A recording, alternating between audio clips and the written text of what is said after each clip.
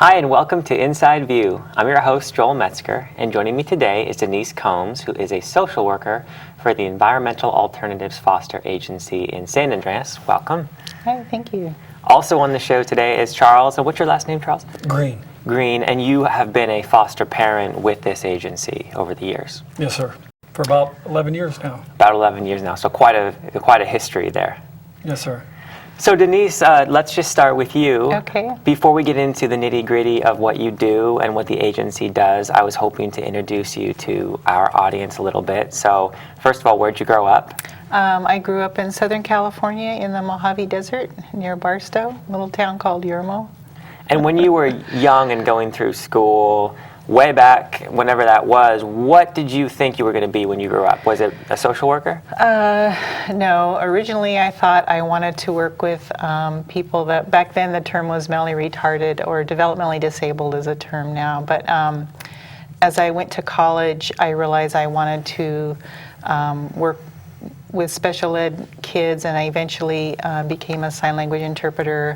But then I decided, kind of evolved into wanting to do counseling or social work with families. So it sounds like you always kind of knew you wanted to help people. Oh yeah, yeah. Where do you think that came from? Well, originally I had an uncle who was mentally retarded, and I didn't even realize it until I was like a young teenager. He was my favorite uncle, and there was just something about that relationship or finding out about him that I think kind of caught my interest. And then as I went to college, I got involved with a disabled student center and got to know a lot of different people that had a variety of disabilities, and many of them became my friends, and just kind of got drawn into it. So tell me, how did you eventually come north to Calaveras County? Went to school at Cal State Hayward in the Bay Area, and married and had kids, and we wanted to move out of the Bay Area to raise our kids, and we kept falling in love with Murphy's, so we ended up moving to Murphy's originally. I'm always curious how people first hear of Murphy's, because it's one of the main towns people hear about in this county, but how did you first discover it? My husband at the time, his mom had a cabin in Arnold, and so we occasionally would come up and visit the cabin, and really enjoyed Murphy's and found some property and built a home. So. And over the years since you've been here, you've done a couple things. What did you start doing, and then when did you transition into your current position? Okay.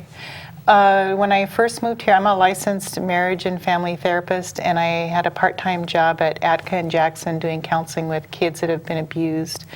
And then as my kids grew up, I got involved with our local school district and worked as a counselor through the County Office of Education in all alternative school settings, and I've done that for many years until just last year, and then I started as a social worker at Environmental Alternatives as a foster family social worker.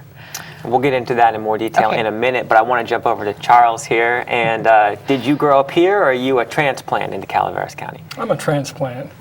I grew up at the other end of the valley as well. I grew up around Bakersfield there, outskirts there, and had some troubles growing up. And you know, my dad passed away when I was 15, and so kind of knowing how it is to have troubles at an early age. You know, we didn't have a lot of money before that, and being poor and struggling, and then him passing away, and then I got into a little trouble there as a youth, and you know, and then finally grew up and had a lot of successful jobs, moved up this way, and I kind of, throughout my life, I kind of was in the scouting program too as a kid, so I was kind of in between getting in trouble and scouting, and as I got older, I got back into it a little bit and helped teach scouting, and so we've been around the youth a lot. I worked for almost 10 years at Preston as a youth correctional officer as well, so I've been around the youth a lot. And my wife, she works with physically and mentally handicapped people as well. So we've always kind of worked with people.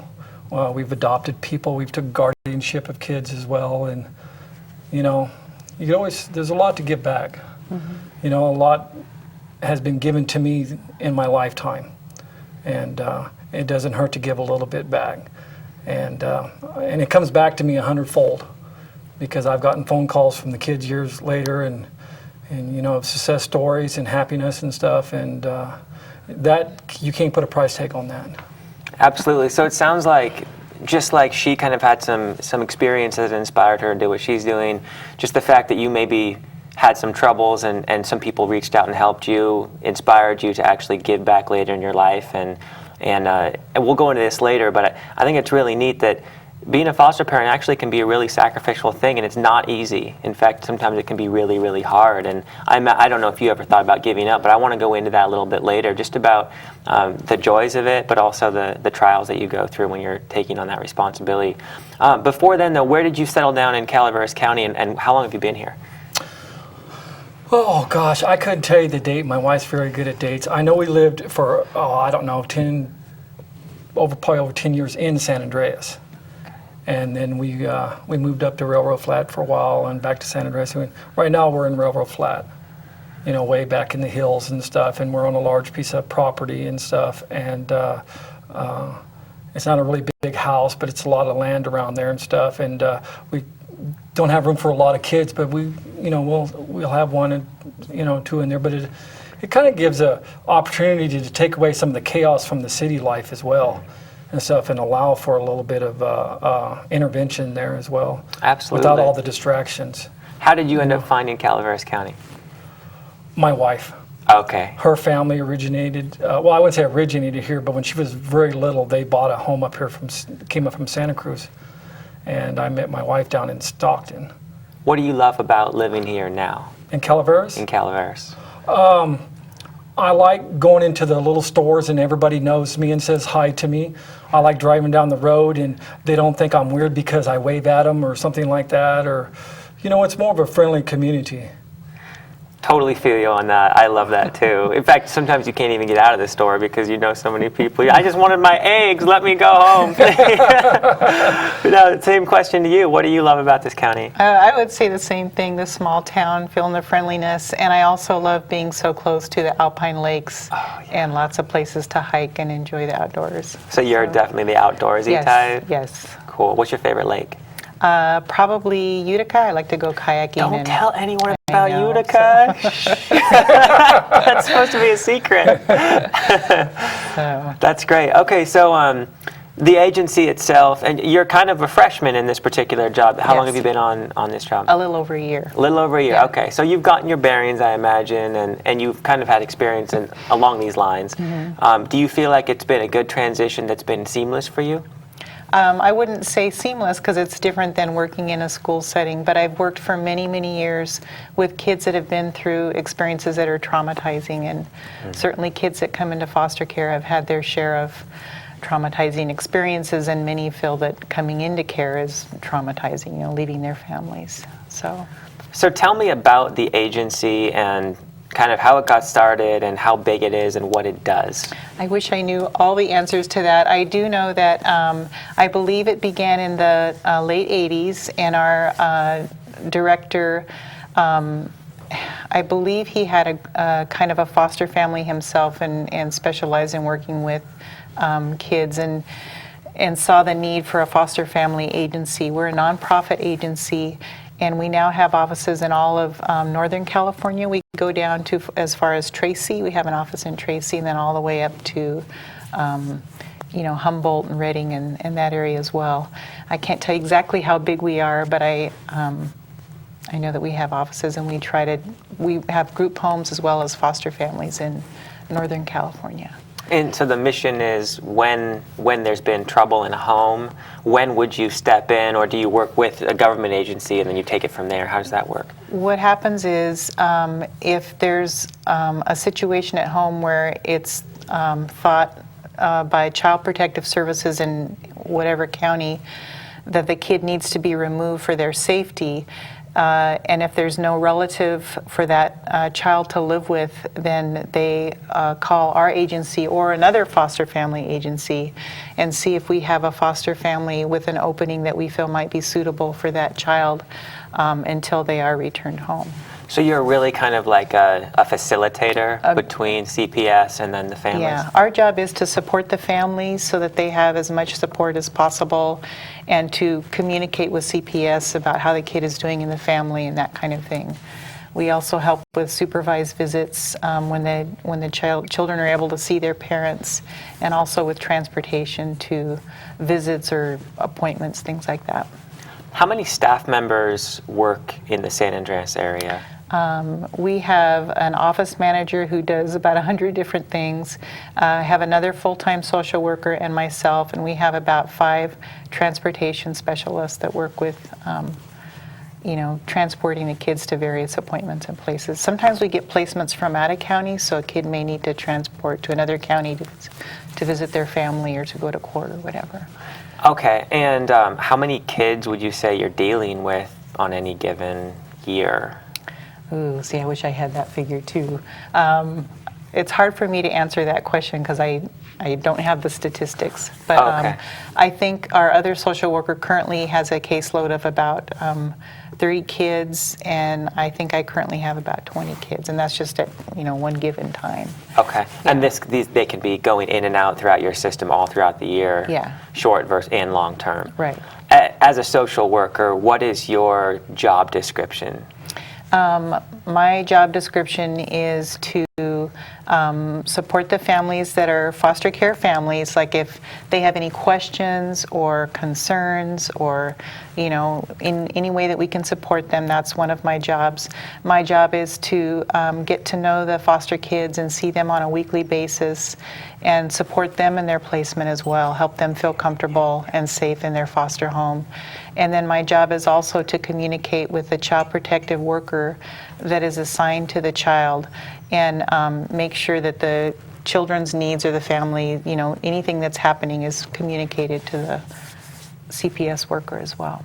Do you feel like you have way too much to do and there's never enough time and you have too many kids, or do you feel like you can handle what's been given to you? I am not an expert yet at handling all the paperwork.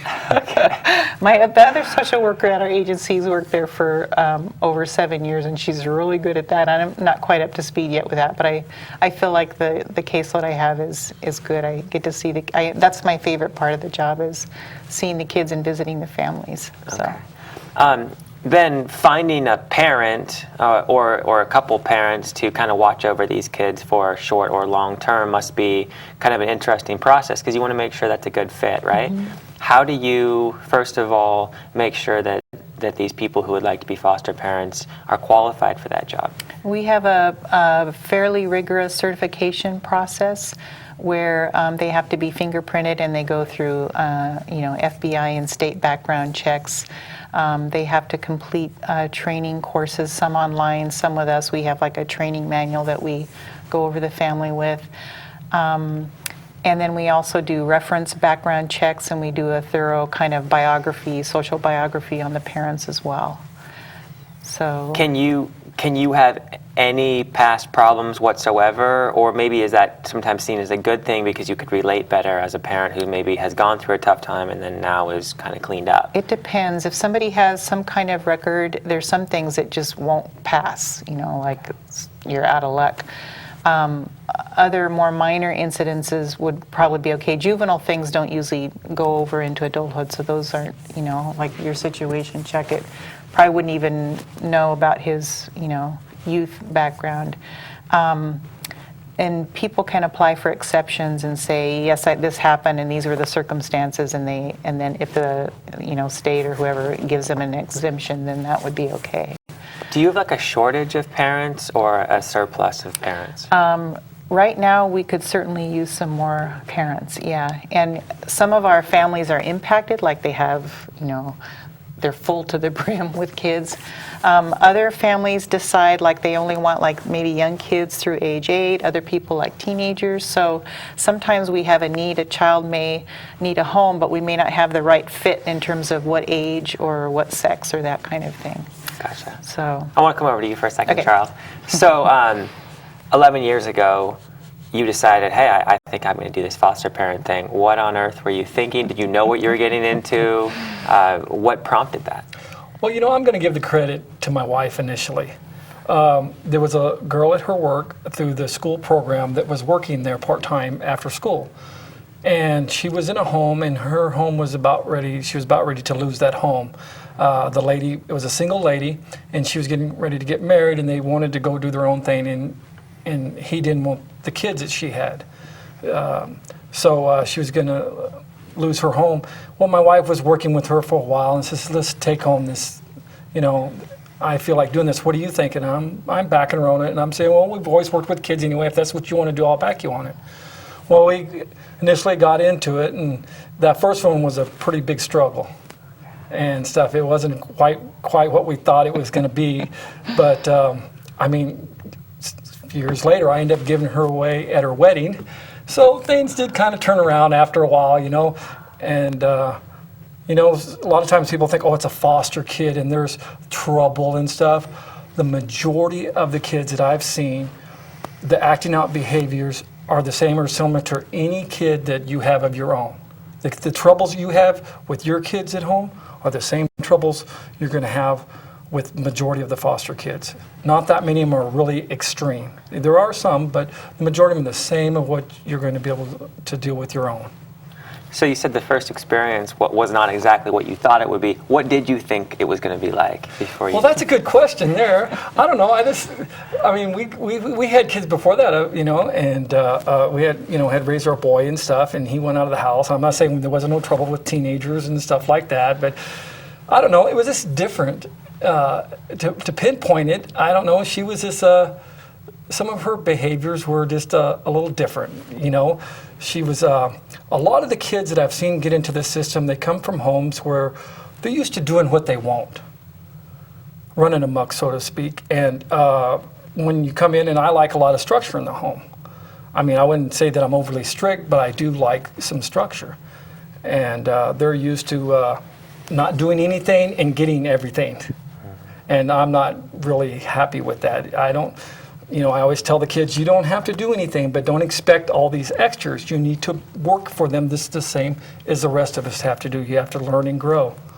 And if you want to do chores and do other things, and when you want the extras, you want the iPod, you want all this other things and these games and all this, that's fine. We could, you contribute to the home, you benefit from the home as well with that, So it's sort of it's a home environment. It has to be. No, and they're not used to that. They're used to taking what they want and demanding things, and and so initially that's just a little bit in the beginning. If you could get over that little bit of a hump, it goes pretty well. So discipline is always kind of an interesting thing with any family, whether it's a foster child, right, that's what I'm saying. Or whether are there guidelines like, okay, this is kind of what you need to abide by that your agency puts out to the parents? Do you kind of have an outline of how they need to relate to the children, or is it kind of just common sense? How does that work? We do have definitely some guidelines. For example, there's absolutely no spanking or physical contact or anything like that, or anything considered extreme. And we definitely encourage our parents to be what I would call, trauma informed and aware of the kinds of behaviors they might see when a kid is going through a traumatic situation, and not to be like overreactive or, that kind of thing, but to help the child feel settled and comfortable and have some understanding and patience with that. And did you find that the guidelines that were set out kind of met what you thought would be a good way to interact with the child, or did you kind of disagree with any of those as a parent? No, I think they're perfect. Okay. Yeah, you got to understand that a lot of the kids come from abusive situations, and if you put them right back into another abusive situation, the acting out behavior is going to be the same or worse than what it was, because you've taken them away from their parent, no matter what their parents going through, and then you put them in a strange environment, and then you go with some abuse, whether it be mentally or physically or whatever, verbally and stuff to them. It's going to be harder for that transition for them, and you're going to pay for it as well, because you have to deal with these kids in your home. So the guidelines that they set up like that fit fine. And, every home is different. There's not a cookie cutter for a home. This is the way, CPS says be this way or EA. It's not like that. We all have little different rules and different ways that we do things. But yet within reason, it should be similar and not violate any of the rules. So I'm a young man, I'm in my mid-20s, and I've often just thought, okay, what would it be like to be a foster parent? And the idea kind of scares me, because the thought of having a young child come into my home makes me think I would get attached, because I would start to care about this child and I would become emotionally bonded with them. And then there's this uncertainty to it. Well, what if things work out with the family and this young person is then taken from me? It sounds like I would just be emotionally ripped apart. Do you struggle with that? And also, if you do bond, you're risking that heart being ripped in half. But if you don't bond, maybe are you not giving that child what they need? So where's the line there? Well, I think that that line's pretty wide. I have had that trouble. I have got attached to some of the kids, and they have went home and stuff. I had one boy that they said that he wasn't going to go home, and we needed to decide whether we're going to keep him or he's going to be adopted. Well, he wanted to stay, I wanted him to stay, but he ended up going home. But you got to understand that as a grown-up, you're a grown-up, and if you're worried about what you're going through, just think what that kid's going through. So instead of worrying about your own troubles, and is it a little heartbreaking to get attached to someone and have them leave? Well, look what the kid went through. He's a kid, he's not even an adult. He dealt with that being taken away from his family. Then he got attached to you as well, maybe. Now he's getting taken back again. And not wondering if it's going to, he wants to go home a lot of the times, but he still don't know if it's going to work out.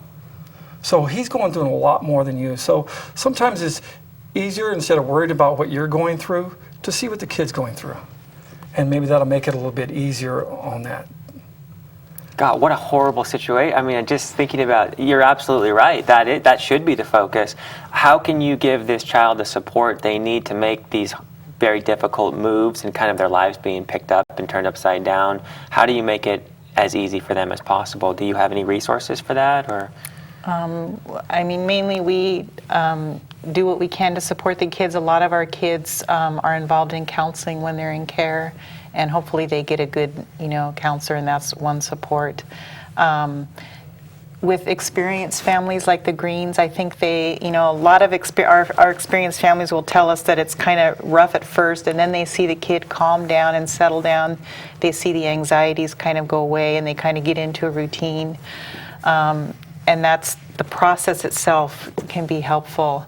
And I think it really helps that we have so many experienced families that hang in there with us and kind of learn what to expect, Do you have, how many experienced families would you say you might have, roughly? I'm guessing, like here in Calaveras County, I'd say we have at least probably 12 or so, long-term experienced families. Okay, so these are families that you really kind of have gotten to know and trust, and absolutely. do a really good job with the kids. Yeah. How many kids do you think you've had over the last 11 years? Well, right before we came up here, me and my wife was having that debate, and she actually looked it up. They looked it up, and it was 32. 32. Wow, that's a lot of kids. What was the shortest duration that you had a child? I would say down to a week or two, up to a couple years. Up to a couple years. Yeah. Wow. And then, okay, let's go with. Well, that would be on some of the temporary ones. Now, like some of the ones that we took guardianship of, you're talking 5, 6, 7 years. Wow. Okay. So there comes a point when it's not going to work out with the folks, that you can either have them be adopted, or you can take guardianship, or can you adopt them as well, or how does that work? Yes, but that's after they've been there for a while and things didn't work out at home, and then the rights of the parent has to be terminated first, I believe, is the process and stuff, and then the court wants to make a placement for the child, whether it be in looking for adoption or guardianship. Guardianship is close to adoption. It's sort of like that, but it kind of leaves the child a little bit of avenue for more rights and access to benefits through the system. And is that taking care of them until they reach adulthood, 18? Is that how that works, or? Yeah, and it helps them. They got a little help even after that, a little bit with college and grants and stuff like that the county provides and stuff. But this because the kid turns 18, it isn't like, well, you're 18 now, bye-bye. No, we've kept on the kids up until I think the oldest one was 22 so far. And even then when they've left, it's like they could have stayed longer, but they get to where they get big enough and want to venture out on their own. Leave the nest, right? Right.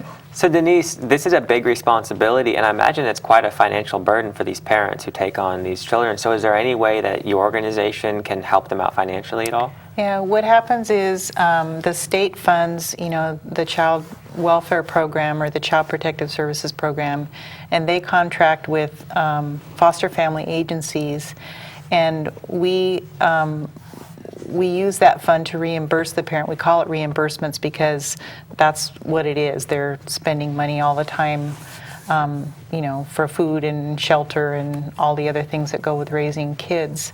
And they get a monthly reimbursement per child, and it varies depending on the age of the child.